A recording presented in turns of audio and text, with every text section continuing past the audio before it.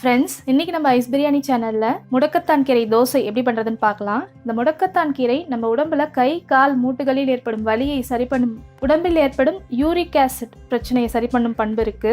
மாதவிடாய் நிற்கும் தருவாயில் இருக்கும் பெண்களுக்கு அவங்க உடம்பை ஆரோக்கியமா வைக்கிறதுக்கும் அவங்களுக்கு ஏற்படக்கூடிய பாதிப்புகளை சரி செய்யும் இந்த கீரையை நம்ம வாரம் ஒரு முறை துவையலாவோ ரசமாவோ இல்ல தோசையாவோ சேர்த்துக்கிறது மூலயமா நம்ம ஆரோக்கியமா பார்த்துக்கலாம். இது குழந்தைங்களுக்கு தாராளமா கொடுக்கலாம். ரொம்ப ஆரோக்கியமான ரெசிபி.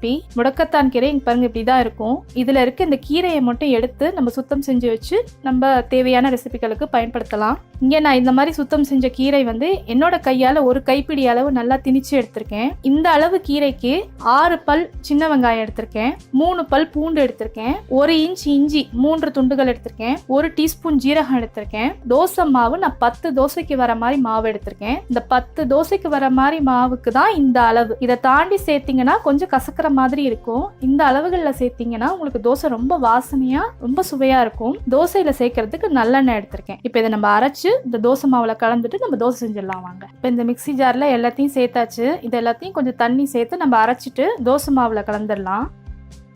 இப்போ அரைச்சாச்சு. இப்போ இந்த அரைச்ச இந்த விடுதை நம்ம மாவுல சேர்த்து நல்லா கலந்துடலாம்.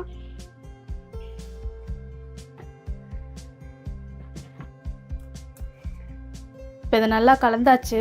தோசைக்கல்ல இப்போ சூடாயிடுச்சு. இதில் நம்ம முடக்கத்தான் தோசை இப்போ ஊற்றிடலாம்.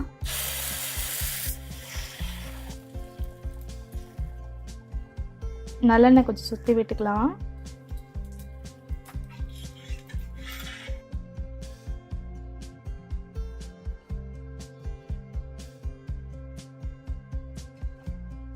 ஆரோக்கியமான நம்மளோட உடம்புல ஏற்படக்கூடிய வலிகளை சரிப்படுத்தும் முடக்கத்தான் கீரை தோசை இங்கே தயாராக இருக்குது. இது நாங்கள் இன்னைக்கு தக்காளி சட்னி தேங்காய் சட்னி கூட இன்னைக்கு சாப்பிட போகிறோம். இதுக்கு நீங்கள் சாம்பார் எது வேணால் நீங்கள் சேர்த்து சாப்பிடலாம். ரொம்ப நல்லாயிருக்கும். இது குழந்தைங்களுக்கு கண்டிப்பாக கொடுங்க, ரொம்ப நல்லது. இந்த ரெசிபி நீங்களும் உங்கள் வீட்டில் செய்து பாருங்கள். செய்து பார்த்துட்டு உங்களோட கருத்துக்கள் என்னோட பகிர்ந்துக்கங்க. ஐஸ் பிரியாணி சேனலை மறக்காமல் சப்ஸ்கிரைப் பண்ணுங்கள், ஷேர் பண்ணுங்கள், லைக் பண்ணுங்கள். நன்றி.